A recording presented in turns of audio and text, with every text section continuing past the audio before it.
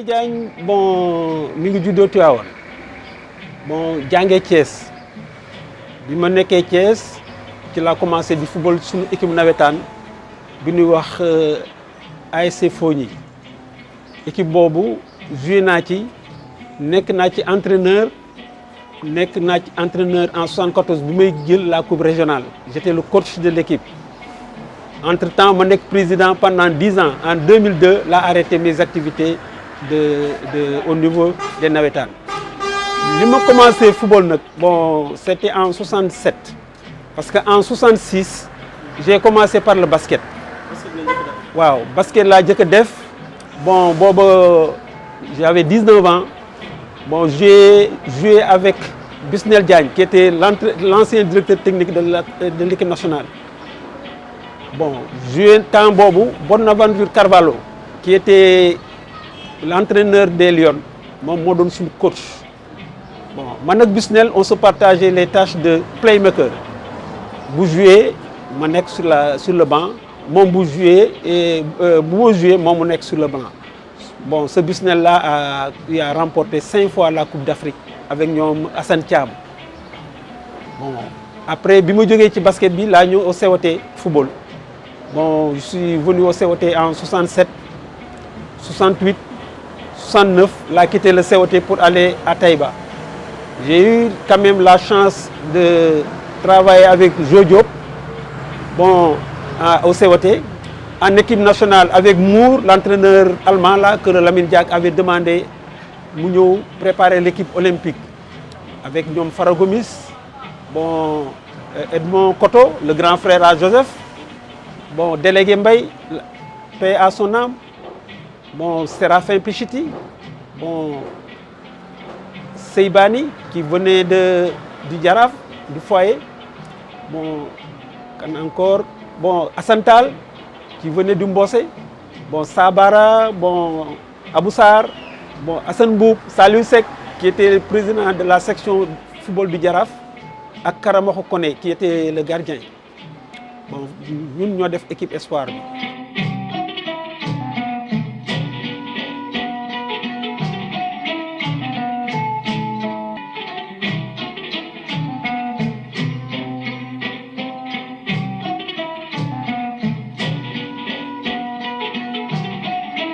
ci période boobu bon à Thiès il y avait le COT il y avait l'US Rail il y avait les espoirs de Thiès. Il y avait l'ASPTT, l'Espérance de Thiès. Tu vas à Dakar, tu viens à Dakar, il y avait le Foyer, il y avait la Jeanne d'Arc, il y avait Gorée, il y avait les Espoirs de Dakar, UESI. Tu vas à Saint-Louis, les Espoirs de Saint-Louis, la Saint-Louisienne, le Gaieté Club, les Espoirs de Saint-Louis et le Réveil. Bon, tu vas au Kaolack, c'était le Mbossé. Bon, à Louga, il n'y avait pas d'équipe. Bon, à Ziguinchor, il y avait le Casa Sport, le Foyer de Casamance. Bon, voilà les clubs qui se disputaient le championnat national. Wow. Bon, moi je jouais au COT. Bon, je jouais au COT. Mon dernier match de championnat du Sénégal, je l'ai joué le 20 juillet 69. Wow. C'est mon dernier match championnat, j'ai joué le 20 juillet 69 à Saint-Louis contre le Gaieté Club. On les a battus 3-0. Ils avaient comme comme capitaine d'équipe.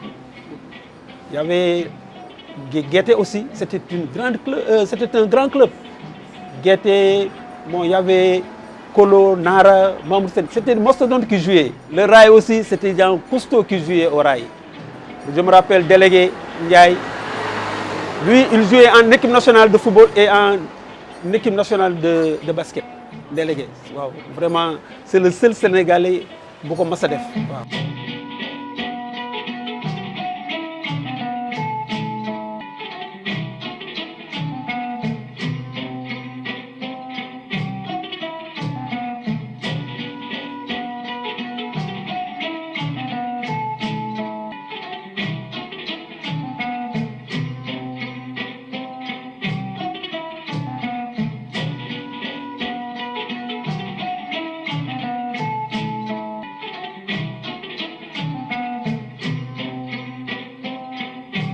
mon passage en équipe nationale, c'était le passage pour l'équipe olympique.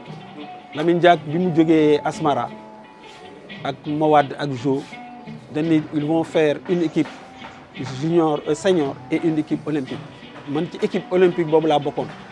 Bon, c'était vers les années 70. Waaw. Bon, équipe boobu maa ngi fa newoon ak Seybani bi newoon Jaraaf. Bon, man ak moom ñoo doon joué milieu terrain parfois Fofana. Bon, Assane Tall moo doon joué avant-centre moom ak Bamba Diarra. On avait 2 pointes, 2 flèches yoo xam ne ñoom kenn du leen laal. Mooy Edmond Koto ak Délégué Mbaye. Qui il jouait à la GIA, qui il jouait à Gorée. Bon, on a eu à battre l'équipe nationale du Sénégal. Ñoom Yirim Petit Gueye. Waaw. Bon, fait boobu moo ma gën a marqué.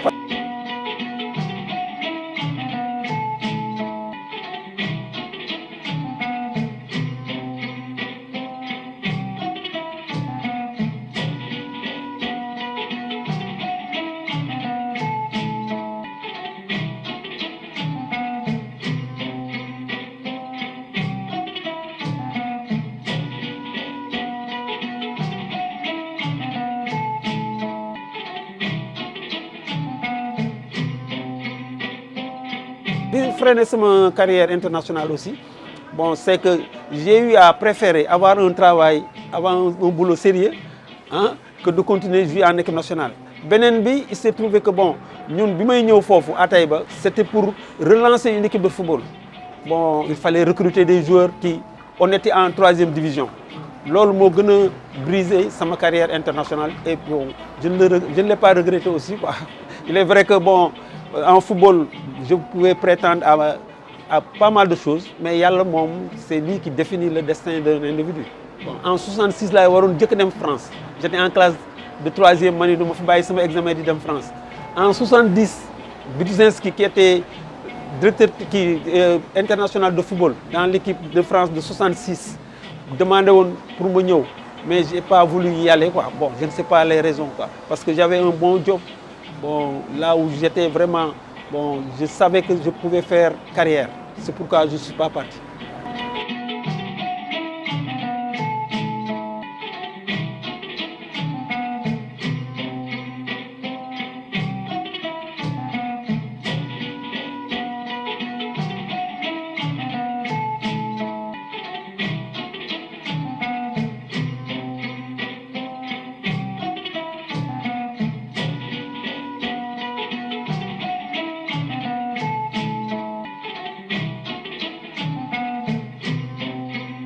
Bon, Mawad, bon, xam nga Mawad ak Jo ak Lamine Diack dañ doon wax ni bon, ils avaient le football d'avant-garde. Le football boo xam ni c'est basé sur la réflexion, c'est basé sur le travail, la concentration qui bon, loolu ñetti équipe ñoo ko fi amoon en son temps. Mooy le COT, le Réveil de Saint-Louis ak le Foyer. Te il s'est trouvé que ñetti entraîneurs yooyu ñoo leen yore woon quoi. Momar Thioune boobu ma lay wax le miroir benn journal bu nekk français français waa Thébo di ko bind. Il a fait un reportage sur les 3 clubs vers les années 68 yooyu waaw miroir parce que bon pour ñoom xam nga finalement tous ces intellectuels là ils avaient un penchant bon tellement révolutionnaire que bon bu ñuy wax révolution du football bon ñu koy adopté ak ñi ciy travailler daf leen di intéressé parce que en son temps ñun on jouait la ligne, le Réveil jouait la ligne, le Foyer jouait la ligne. Nous étions les 3 clubs qui jouaient la ligne.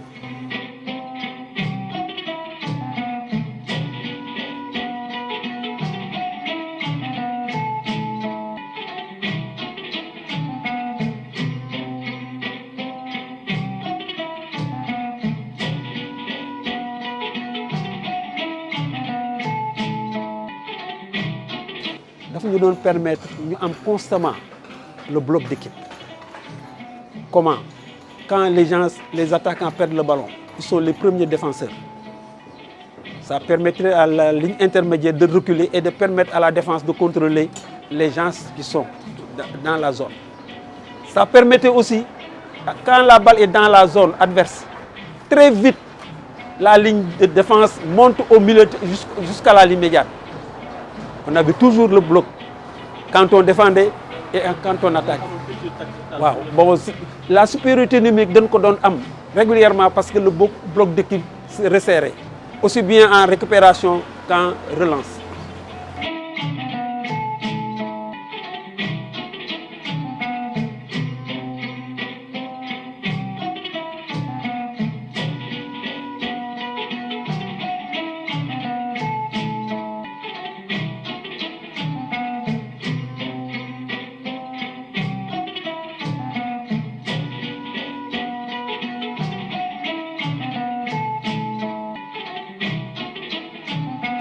Yadma de nous jouer demi-finale Coupe du Sénégal, c'est lui, mon nous éliminé.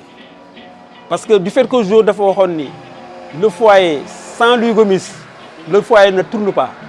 Ce jour-là, m'a donné adversaire direct Louis Gomis. Majib Sen, mon def reportage. Majib Sen, journaliste, mon def reportage. Il m'a appelé Petit Siré. La dernière fois, qui décès Jabarou Seigne Mansour Sy. Il m'a présenté sa famille. Il m'a donné Petit Siré. Yadma Kerok, quand on a joué sur le flanc droit avec Pam Ndiaye, comme son arrière latéral, dans les consignes de jeu, on lui avait demandé de dégarnir un couloir pour pouvoir laisser ce couloir-là à l'ailier adverse. Il a dégarni 2 couloirs pour venir près de l'arrière central. Quand Pam Ndiaye a fait un renversement, Yadma, un contrôle orienté de faire défense. Goal bi génn rek mu jàmbal bi. C'est ce but-là qui nous a... Demi-finale Coupe du Sénégal 1968. Wow. C'est ce but-là qui nous a éliminés.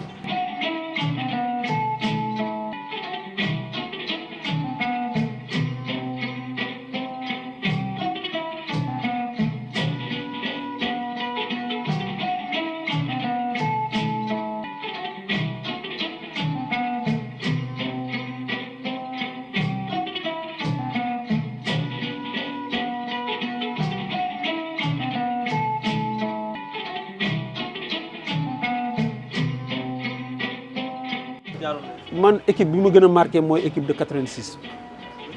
Wow. Parce que ce qui m'a marqué moi, on avait des joueurs, on avait le meilleur buteur du championnat de France, Bokandé. On avait l'ailier le plus rapide du championnat de France, Thierno Youf. On avait le meilleur milieu de terrain du championnat de France, Omar Gueye Sène. On avait le meilleur libéro du championnat de France, Roger Mendy. On avait le meilleur gardien d'Afrique. C'est moi lol. Mais qualité joueur yoy amuñu ko qualité joueur yoy di won génération 2002 génération 2002 benen bi moy tout ce que je leur reproche c'est une ils jouaient bien mais ils jouaient pas 90 minutes tambour battant. L'équipe jouait 60 minutes de bon football lépp am ci en 30 minutes on était capable de prendre tout.